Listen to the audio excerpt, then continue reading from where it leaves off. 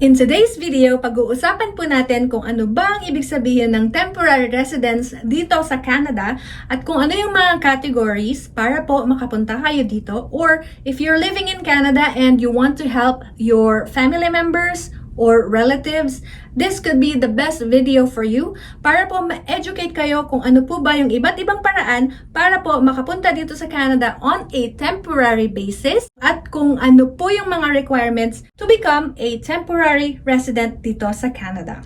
So stay tuned and make sure that you watch till the end of the video para po ma-educate kayo para po sa future ninyo.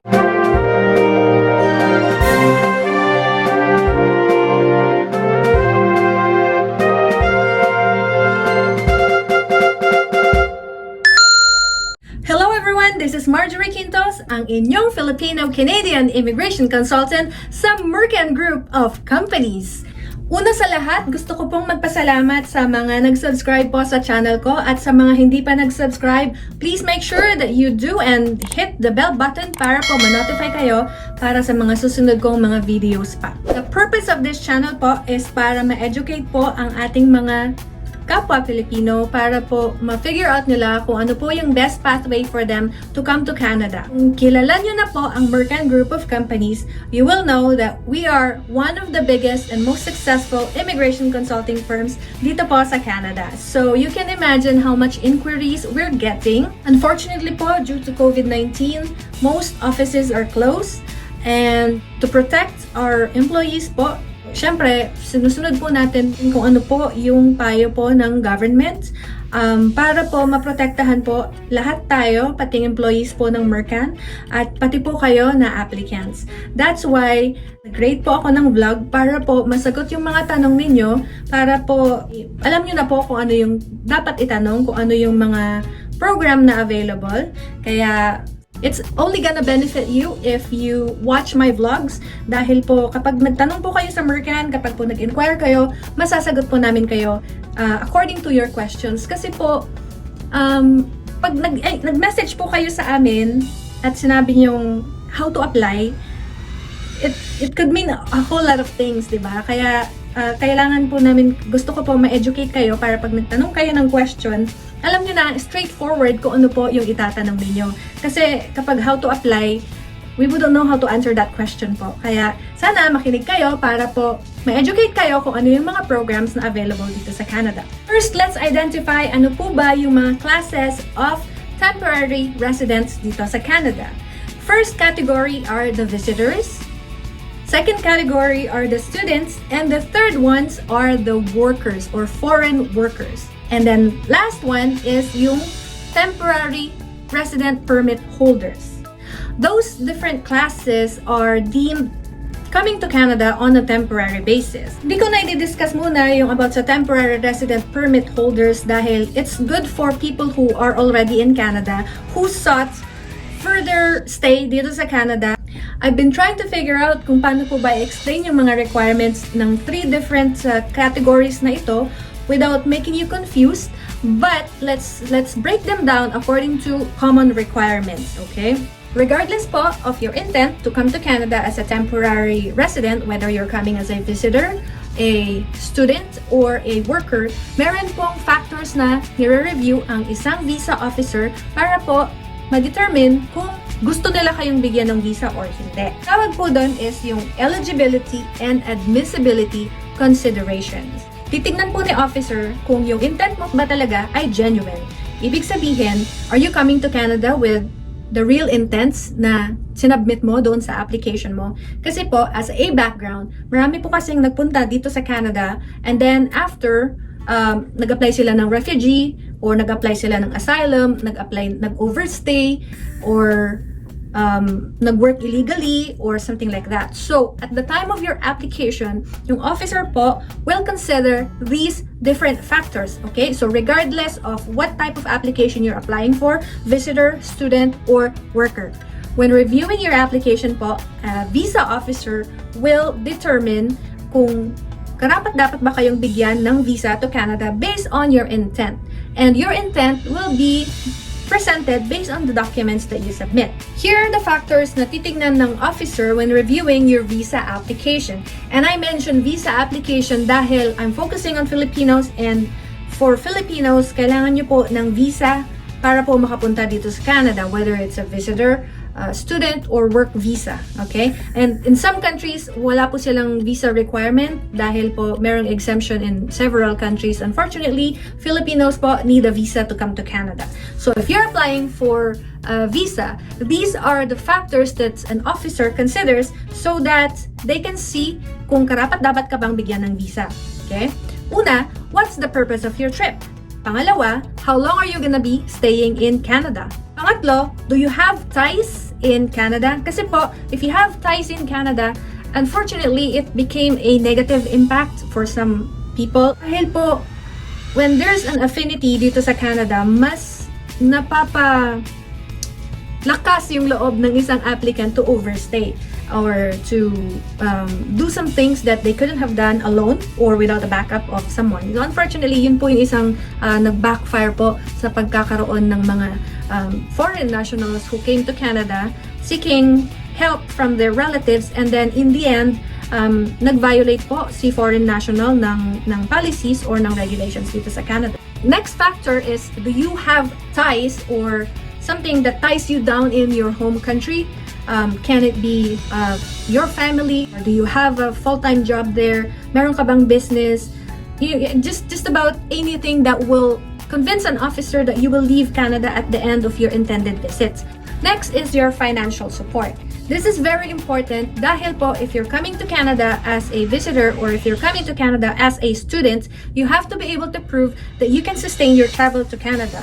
Sa visitor po, ang requirements sa proof of funds, there's no particular amount, but it depends on the purpose of your trip, where you're gonna be staying, or you're gonna be staying with relatives, or fully paid na ba? Kasi makikita po nila yon kung talagang kaya mo or you can afford to just come to Canada and visit and not violate any policies dito sa Canada, including if you're a visitor only, you are not authorized to work in Canada. It would be illegal for a visitor to work in Canada po. So you have to prove from the get-go that when you apply for a visitor visa, you can afford to come to Canada just to visit. For the case of students naman po, if you're applying as an international student, you have to be able to prove that you can pay for the tuition fee plus your cost of living for the duration of your studies. I'm gonna make a separate blog about studying in Canada kasi po, when you study in Canada, and this is very popular, if you come to Canada as a student, if you have a spouse, your spouse can apply for an open work permit. And if you have children, they can come to Canada as well to study in Canada, and free po ang education nila. But I'll make a separate video on that kasi po, it's gonna be very technical. There are different factors to consider if you want to benefit from studying in Canada at the maximum possibility for you to gain permanent residency at the end of your studies. If you're coming to Canada on a work basis, your employer na kumukuha po sa inyo dito sa Canada must have the genuine intent proven by a government approval in the form of LMIA or Labor Market Impact Assessment, or in some provinces, yung employer designation for AIPP, or provincial nomination for provincial nominee program applicants. So I'm also gonna make a separate video about working in Canada kasi po mahaba pa rin po yan at marami pong topics about it. Another factor that an officer considers in reviewing your application po is your criminality. Meron ka bang criminal offense in your country? Has it been long time ago or whatnot? Kasi po meron pong inadmissibility factors po dito sa Canada, including those.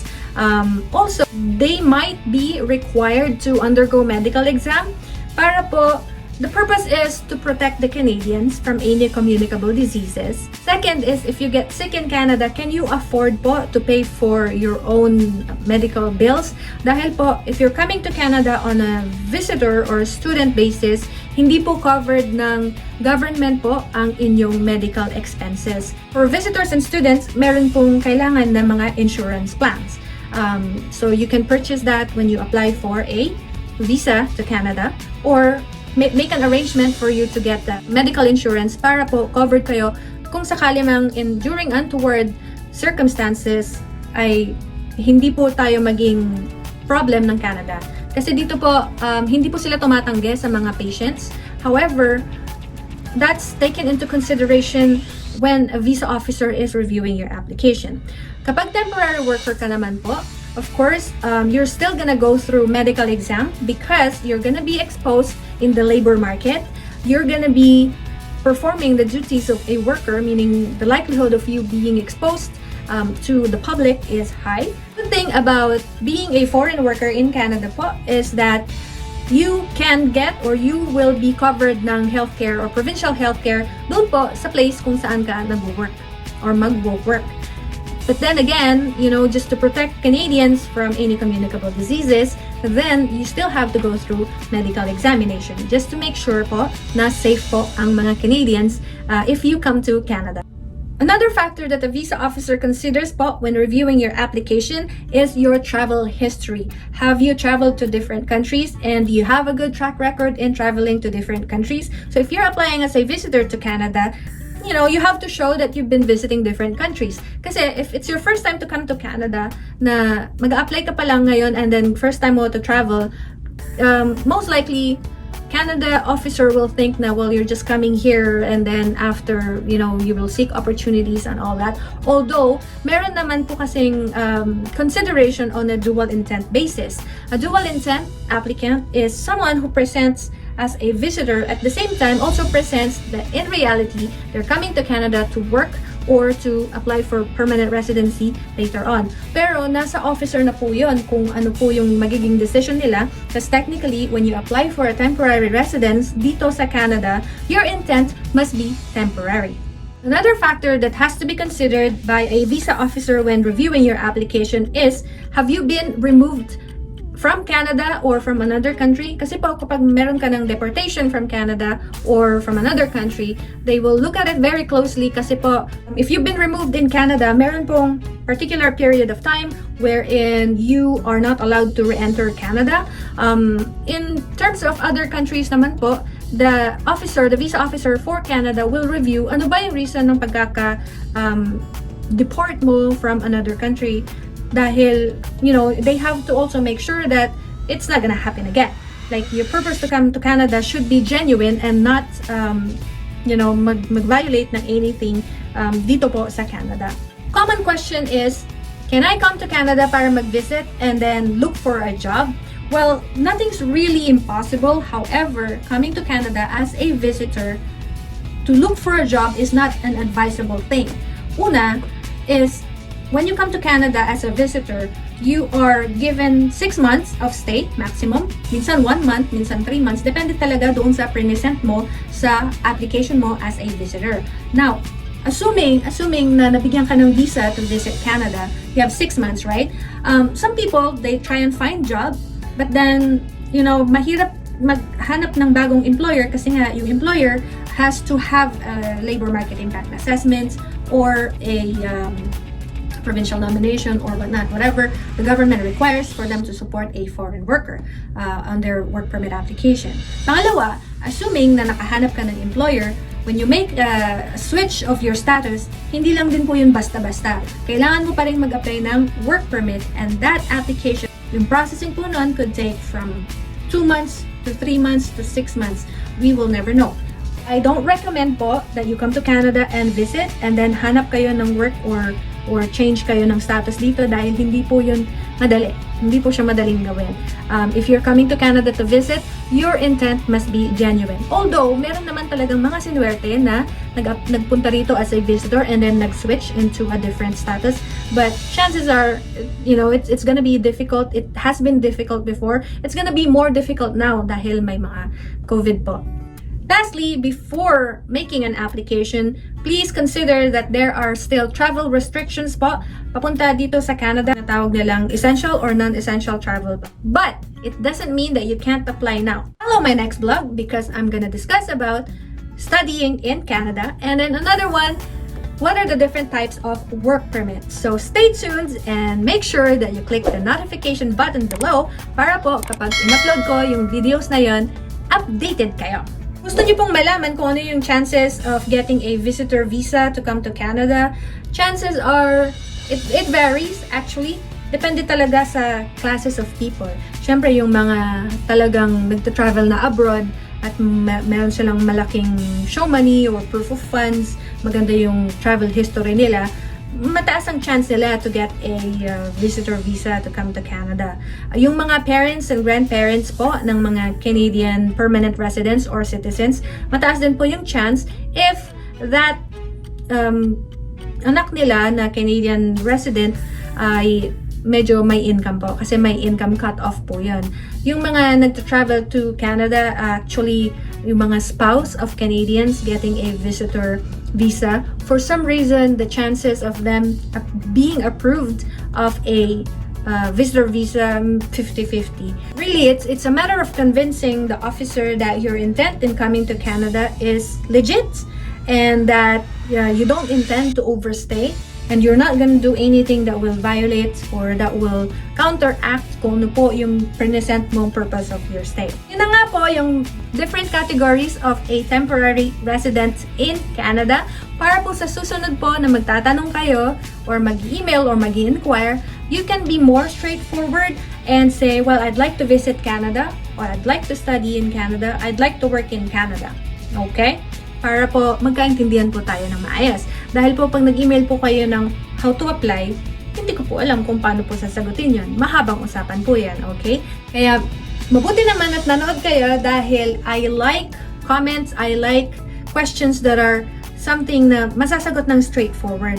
If you need services on the visa applications, which I do highly recommend that you get a professional advice para po mas ma-increase yung chances nyo in getting a visa.